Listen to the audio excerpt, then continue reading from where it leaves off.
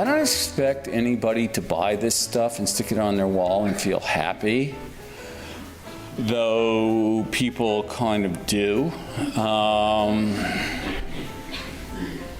don't know how happy they feel. People represent things to me. They're not personal. Each person is a kind of archetype which I manipulate to appear to be the archetype that I am thinking about. Hi.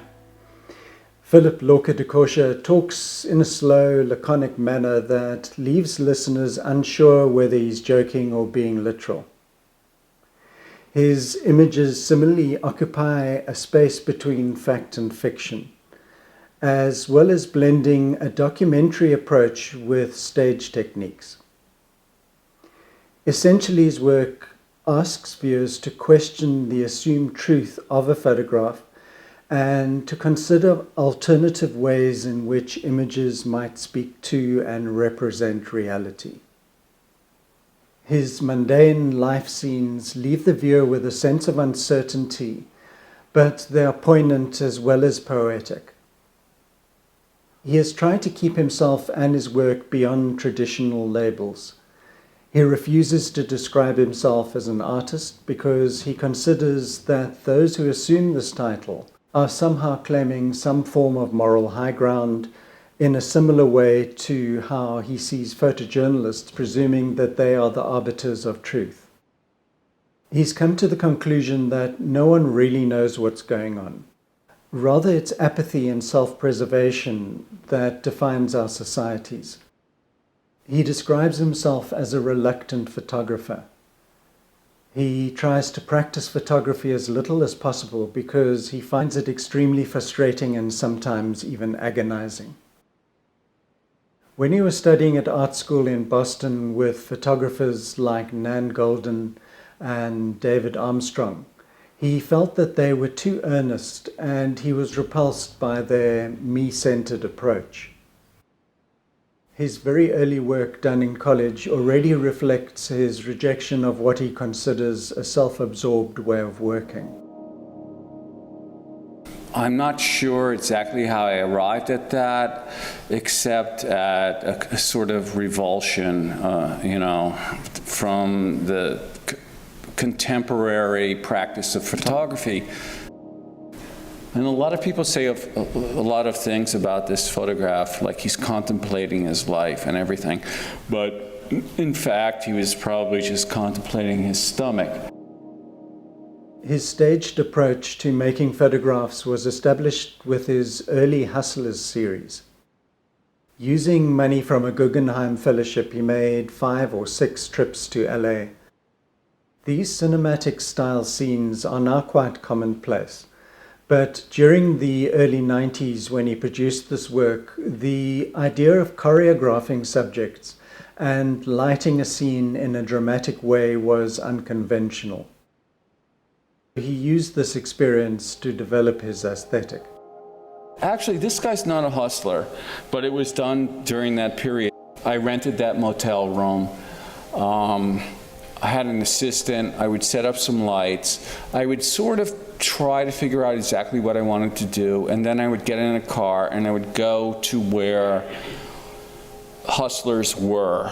And I would say, listen, I don't want sex. I'll pay you.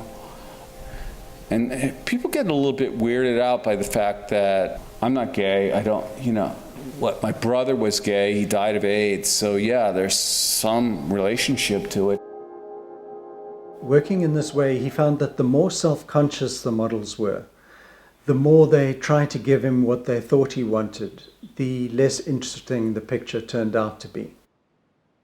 He preferred to figure out what was interesting to him and then build an image to reflect that something.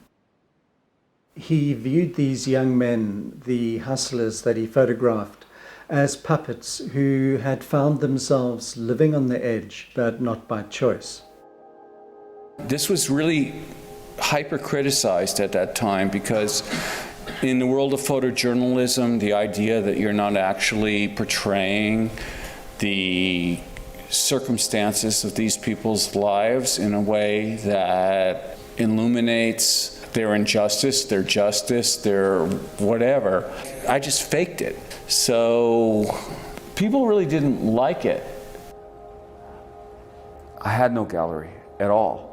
I went to MoMA and I showed it to John Sarkowski, who was then, the director, and he said, okay. So that was kind of the beginning of my career. What he did next was move away from this approach of directing his subjects. The people that he photographed for his Faces series didn't even know that he was taking their pictures, and they were in no way cooperating in the production of the final image. He landed up photographing around 3,000 people over a period of 2 years and chose only 17 images for his final selection. He found that his main challenge in the editing process was that he struggled to find people that looked distinctive. He noticed that almost everyone presented themselves as belonging to a fairly homogeneous tribe. The pictures were all produced in Times Square during a period of transition, before, as he described, it became Disney-fied. He preferred the rawness of the early Times Square, even if one had to tiptoe around needles and crack pipes. He was seeking a sense of the individual beneath the mask that we all put on when we're in public spaces. As a photographer, he wasn't hiding from his subjects. Rather, he was trying to show how they hide from others. He wasn't operating in the conventional manner of a street photographer, but he believes that street photographers and photojournalists are a bit delusional regarding their ability to reveal the truth. He considers them to be blinded by their own subjectivity. Gary Winogrand was the only person that he had come across who he believed was able to some degree to reflect reality. So I started in Times Square to photograph these people under the awnings of the buildings that were being put up. So I put my lights, in this case there's 2, which are remotely controlled. I stood very far away with the longest lens that I could get, which is basically for bird watchers and sports photographers. And I put a piece of tape on the ground where the camera was focused and where the lights were focused as well. And when somebody hit that thing, I would just take their picture. And I try to not have anyone look at the camera because it acknowledges the presence of the photographer, which is part of what people call the cinematic look, but that's the truth. I mean, in a movie, you're not supposed to notice that there's a camera. This guy, Erna Nossensweg, sued diCorcia, but landed up losing the case. The legal argument used was that the photograph was art, which is protected as free speech under the First Amendment. His broader street work series was photographed in various countries. The pictures are non-events, and he leaves the meaning as open-ended as possible. He maintains a postmodern skepticism that nothing is new or real, and that objective truth is unachievable. At that time, this work fitted into an aesthetic and academic movement that criticized the media, the state, and the history of photography. Even though he says the intention of this work was to emphasize this perspective, he would also like the images to be seen as metaphors for reality rather than mirrors of it.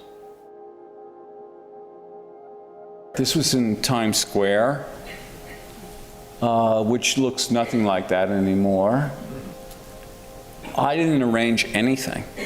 I mean, I went from trying to control everything to trying to let happenstance, serendipity, whatever you want to call it, be the guiding rule. And in a way, I've returned to that. But so I continued with this same routine, you could call it, in different places. This is Japan. That was what 42nd Street looked like at that time. I always try to get away from the conventions of photography, which is that if you know someone better, if you're more intimate, then the photograph is better. And those street works, I didn't know anybody. I never talked to anybody. I didn't ask them to do anything. Nobody really bothered me. They didn't even notice. diCorcia has a go at the art world, saying that it resembles the pop industry. Once someone achieves pop stardom, it's very hard to kill off that status. He constantly gets described as the influential Philip-Lorca diCorcia, as if the influential is his first name. He sees very little movement beyond the established hierarchy of artists, even though that's exactly what creative environments are meant to encourage. He suggests that during the past few decades, even fruit flies have evolved more than the work of artists like Cindy Sherman. During an interview that took place this year, he talked about where he would like to take his work in the future. Personally, there has to be some response in art as a photographer to the political situation that we all live in now. And I would like to find a way to do that that's not obvious. The art world has painted itself into a corner. It's catch-22 for artists who wish to challenge the status quo. Like the media, this sector has become detached from society. So I'm not sure how diCorcia will find a suitable way in which to express his political dissatisfaction. Applying critical theory to rebel against the traditional views of the 70s and 80s was considered to be edgy. But now the entrenched art system has become inflexible. They are conservative in terms of preserving the status quo, but at the same time, they retain a veneer of rebellious postmodernism in order to offer collectors the impression of relevancy. Even established photographers like diCorcia are not given much room to maneuver. He can continue rebelling comfortably within the system, or he can attempt an overtly political statement. I will be interested to watch if this is possible without him either returning to the modernism of Walker Evans or to the personal messaging approach of photographers like Nan Goldin, both of which repelled him at the beginning of his career. You know, I went to school in Boston with Nan Goldin and David Armstrong and Mark Morrisroe and all of these people who have, you know, established reputations that most photography students are aware of. Well, I was really, absolutely, totally against having it be about me. And of course, all of the people I just mentioned are all about them. Any thought of radical rebellion beyond the boundaries of the existing system would result in social and economic suicide.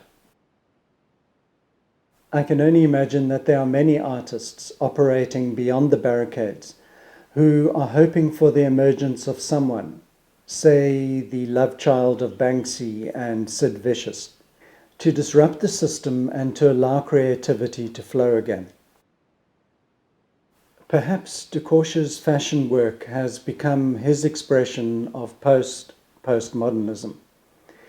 By commodifying the photographic style that he used to declare the absence of photographic truth, he may be suggesting that clinging to the scraps of this ideology is in itself a pretension. There are a number of really interesting essays that I haven't been able to get to during this video. So take a look at his projects A Story Life, 1000 and East of Eden. I'll run some more of his fashion work, but thanks, and I'll see you next time. I have always worked as a magazine photographer, if you want to call it that. So I had a long relationship with W magazine. And they called me up from W and they said, would you like to work for us? And I said, no. And I said, well, everybody's copying you, so you can work for us or we can get somebody to copy you. Fashion photographers basically steal everything. So I thought, like, well, might as well embrace it. Everybody else is.